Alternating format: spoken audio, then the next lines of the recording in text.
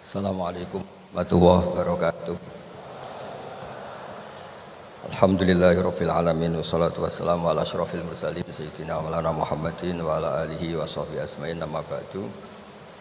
Yang sangat saya hormati wonten Abi Profesor Quraish Shihab, wonten Bu Aufa, Profesor Aufa, wonten semua orang-orang UGM, semua yang saya hormati, termasuk niki moderator nih Pak Munjid nih. Saya seperti yang dikatakan Bu Aufa, saya ini termasuk kiai yang nggak suka kalau ngisi acara dikasih judul, karena itu teror.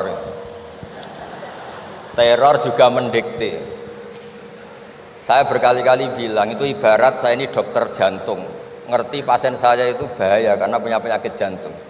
Tapi pasiennya tanya cara ngobati jerawat.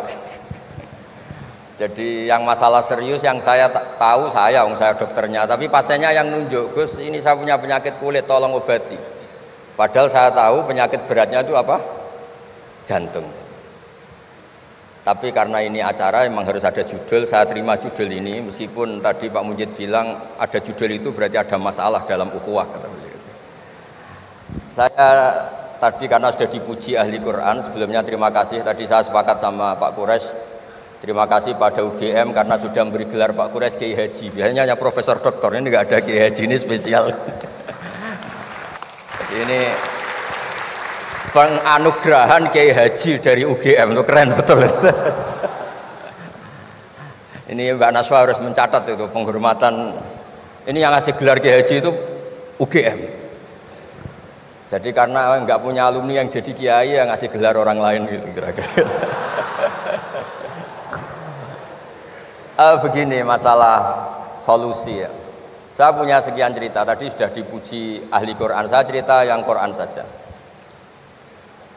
Tidak semua masalah itu penyelesaiannya harus dimarahin atau ditegur atau lewat proses hukum formal atau hukum positif atau pengadilan. Tadi di hotel saya sowan beliau sudah cerita tentang materi yang saya utarakan.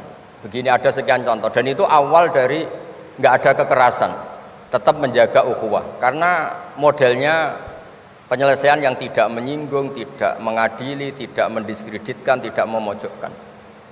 Saya punya sekian cerita dan ini boleh dikulak Pak Munjid untuk ngiai di UGM, saya sahkan tanpa hak royalti. Saya itu sering Prof, kiai-kiai yang jadi mubalak sering terima kasih sampai Gus, alhamdulillah kulaannya bisa saya jual katanya. Karena saya ini sudah kiai resi, gak mau kemana-mana, tapi yang kulaan banyak diretailkan. Terus terima kasihnya sama saya. Dan karena saya ikhlas ya tidak dapat royalti. Tapi sudahlah, royaltinya surga saja. Saya cerita yang rileks-rileks. Khalilur Rahman Ibrahim itu pernah ingin, karena penat ya, mikir umat itu penat, capek, ingin masalahnya selesai dan nggak mungkin selesai. Sehingga beliau minta umur panjang supaya punya waktu panjang untuk menyelesaikan problem umat. Sama Allah nggak dijawab. Ada orang tua yang sudah renta tua sekali. Karena Nabi Ibrahim itu adalah terkenal dermawan, dipanggil, terus dikasih kurma. Dikasih kurma itu makan itu meler lagi, makan meler lagi. Terus Nabi Ibrahim masuk kamar, ya Allah saya batalkan doa minta umur sampai tua. Ternyata engkau jawab, kalau terlalu tua kayak itu. Terus kedua, Nabi Daud. Ini cerita dulu ya, jangan ditiru. Saya ulang lagi cerita dulu, jangan ditiru. Nabi Daud itu terkenalnya ini. Itu punya istri itu 99. Ini cerita dulu. Kalau sekarang maksimal 4 itu saja kalau berani. Kata orang Madura itu kalau ingin punya istri 2, 4 itu 1 tambah 1 sama dengan 0 Gus, karena semuanya lari. Tapi ketika melihat satu perempuan yang cantik itu beliau ingin sekali. Ketika penasihatnya bilang engkau sudah punya 99, tapi tidak ada yang kayak itu. Saya masih ingat sama Profesor Zaini ketika nerjemah Inna hadza akhi lahu tisuna najah itu. Saya tanya sama Prof Zaini, abahnya Bu Ovain, Pak Zaini kenapa masih ingin yang satu lagi padahal sudah punya 99? Kata Nabi Daud, tidak ada yang kayak itu. Terus saya guyon sama beliau, berani berargumentasi ini depan Bu Latifah, ya jangan, ini kata Nabi Daud, tidak kata saya. Singkat cerita terus Allah ternyata nggak negur Nabi Daud dengan apalagi mempermalukan, negur depan umum atau di medsos atau yang mempermalukan. Allah bikin drama, yaitu ngutus 2 malaikat. Nabi Daud pas itu raja. 2 malaikat datang tergopoh-gopoh menunjukkan kalau sedang ada masalah yang serius, yang krusial. Nabi Daud sampai kaget, fafazi aminhum, kaget betul Nabi Daud. Tahu-tahu ada orang di depannya terus tanya, kenapa kamu tergopoh-gopoh? Saya ini punya masalah berat ya Nabi Allah Daud. Apa masalah kamu? Ini saudara saya sudah punya kambing 99. Minta saya yang punya kambing hanya 1. Gimana cara jenengan? Oh kamu udah adil, kamu rakus, dimaki-maki yang punya 99. Sudah ini keputusan final, sudah, pulang. Bareng setelah pulang, loh itu gue banget kata Nabi Daud.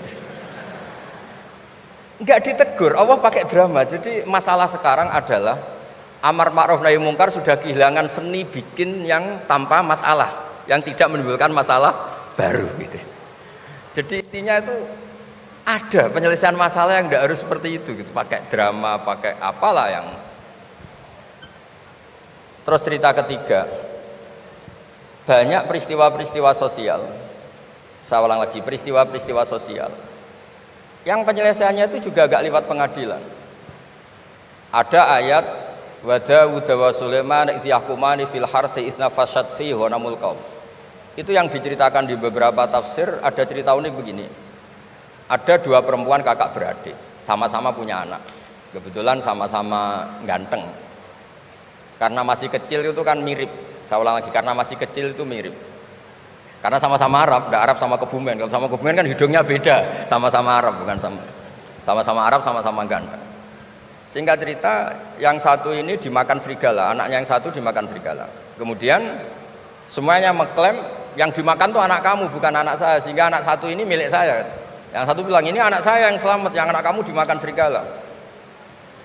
Nabi Daud ketika ada pengadilan seperti itu menghukumi yang argumentasinya meyakinkan. Sudah ini milik kamu karena kamu lebih berargumentasi. Setelah keluar, kata Nabi Sulaiman pas itu masih kecil.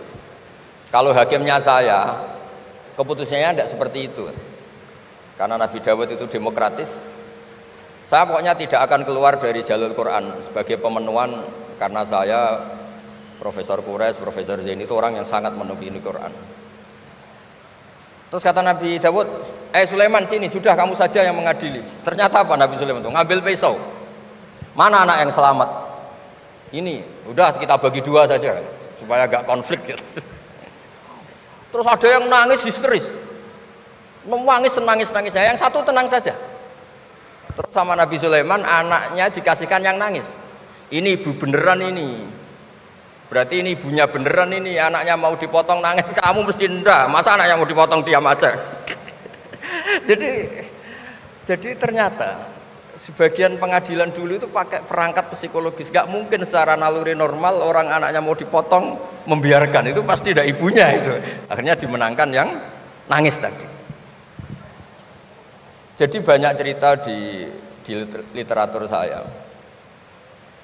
Itu tidak semua masalah atau kemungkaran atau maksiat atau apa itu diselesaikan pakai cara-cara mempermalukan di depan umum atau pidato berapi-api yang mojokkan sana sini. Cerita saya yang terakhir adalah tentang Rasulullah Muhammad SAW.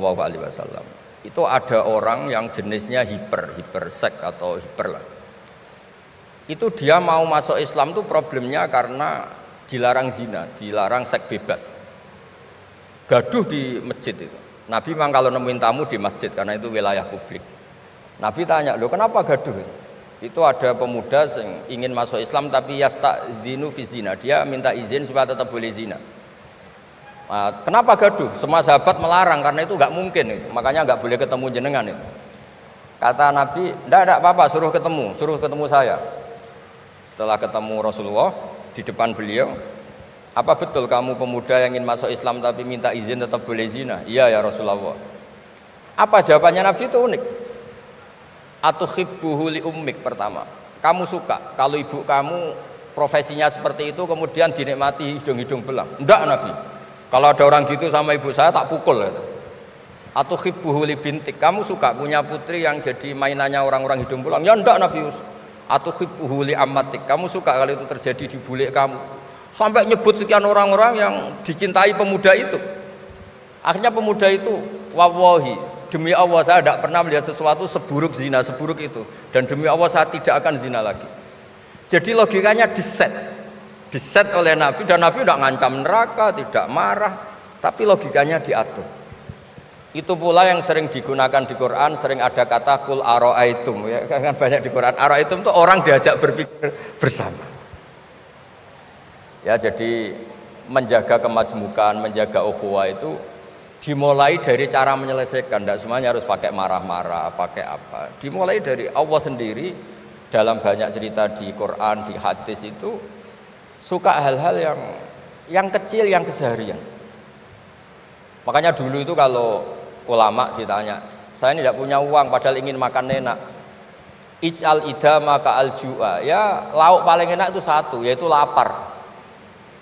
Kalau kita puasa, makan apa saja enak karena lapar. Orang sudah lupa, ngiranya makan enak itu kalau menunya atau lauknya sesuai selera, itu keliru. Ij'al idama ka'al ju', jadikan lauk terbaik adalah lapar. Wah, kita mau tidur gak enak gini-gini, ingin cari tempat yang enak. Ya, makanya Kiai kuno kalau nasihati anak-anaknya, kamu kalau ngaji makan yang enak, tidur yang enak. Maknanya jangan tidur kalau gak ngantuk banget, jangan makan kalau tidak lapar banget. Itu pasti semuanya menjadi enak. Nah, orang sudah melupakan kearifan-kearifan begitu, sehingga solusi-solusi yang dibikin ini lompatannya malah kacau, karena sebetulnya itu ndak adatnya Allah. Terus yang terakhir, ini makalah yang saya bawa dari dalam. Ini mungkin nanti Pak Munjid bisa belajar. Bisa ya tadi, bisa dijual ini. Karena sekarang itu ngaji itu pokoknya keren lah sekarang itu. Ngaji sekarang tuh fid dunya hasanah wa fil akhirati hasanah. Dulu ngaji itu hanya fil akhirati hasanah, enggak dapat apa-apa. Kalau sekarang tuh fid dunya hasanah wa fil akhirati enggak jelas. Karena sudah dapat upah itu. Nah, ini cerita, ini di tafsir Qurtubi, nafsiri ayat la khaira fi katsirin min najwahum illa man amara bi shadaqatin. Ikutnya suratun Nisa, nanti bisa dicari di, ya kalau orang UGM mungkin di googling mungkin 114 ayatnya. Sistem di pengadilan Indonesia, misalnya ada orang sengketa, kadang-kadang dilaporkan ke polisi itu silakan selesaikan secara kekeluargaan. Itu ternyata ini di tafsir Qurtubi, di kitab saya baca teksnya supaya nanti ditasih Pak Quraisy. Wa kataba Umaru ila Abi Musa al-Asy'ari radhiyallahu anhu qol rudda al-khusuma hatta yastalihu fa inna faslal qada'i yuristu bainahum ad-dhaghain. Jadi kalau ada orang sengketa, silahkan kembalikan yang sengketa, kata Sayyidina Umar. Jangan-jangan mereka punya solusi kekeluargaan. Karena kalau diputuskan di pengadilan itu bisa yurisud dhaghain, bisa melahirkan dendam, hasud, dengki. Tapi kalau mereka diselesaikan dengan logika mereka sendiri, dengan kearifan mereka sendiri, maka itu lebih baik. Ini juga yang dilupakan, setiap ada masalah itu dikasuskan di pengadilan. Padahal ini andaikan saya dalam posisi pengamat politik mungkin cerita, padahal bisa diselesaikan dijadikan menteri misal, tapi itu tidak wilayah saya. Tapi itu tidak wilayah saya. Andaikan saya datang sebagai pengamat politik mungkin contohnya itu, tapi saya tidak masuk wilayah itu. Cerita-cerita itu masyhur itu. Dulu ini cerita lagi ke Habib Quraisy di Abi Quraisy ya. Pernah ada orang itu saking solehnya beli tanah. Mestinya beli tanah seisinya. Lala tanah itu emasnya banyak. Setelah itu orang itu bilang, saya ini hanya beli tanah kok isinya emas banyak, ini gimana? Bilang sama penjualnya. Penjualnya nggak mau, enggak, saya jual tanah seisinya, emas itu milik kamu, enggak, saya beli tanah kok dapat emas. Itu dulu penyelesaiannya bilang, kamu punya anak putri, kamu punya anak laki, ya sudah besanan saja biar nggak kelio. Jadi dulu banyak cerita-cerita kearifan yang orang itu udah harus rame-rame di pengadilan. Ya tadi andaikan saya politik, mungkin contohnya nggak usah di MK lah, dimenterikan gitu. Misalnya andaikan saya politikus, tapi tidak, itu tidak wilayah saya. Jadi di antara kebaikan Islam, benan nas, bukan benal muslimin, bukan benal muslim wal kafir, benan nas. Kita rukun sesama non muslim itu juga ajaran Islam. La khaira fi katsirin min najwahum. Diskusi apapun tidak baik kecuali diskusi-diskusi yang menyuruh kebaikan, menyuruh sedekah, au islahim bainan nas, atau diskusi yang menjadikan kita baik-baik saja, hubungan kenegaraan, hubungan kebangsaan, hubungan kemanusiaan baik-baik saja. Ya, sekian mukadimah saya, nanti ditambahi Abi Kures, Profesor Kures. Sekian, dan saya tidak salam dulu karena pasti provokatornya ini merovokasi lagi. Jadi kalau moderator itu kan bikin sesuatu indah. Ini jadi tidak indah. Masa orang sesantun saya dibilang harimau, itu kan kacau itu. Itu nggak benar itu. Karena kalau di Indonesia, oh ini negara nggak benar kayak hukum rimba, yang kuat menang. Yang kuat itu kan harimau, wah, jadi masalah kan. Tapi saya maafkan karena di dunia kiai ini masih mu'alaf latihan kiai. Saya alhamdulillah orang-orang UGM memang sering ketemu saya dulu zaman Pak Panut. Ini rumah saya ganggu ya berkali-kali. Jadi ya enggak apa-apa, silahkan salah karena Allah Maha Pemaaf gitu. Monggo.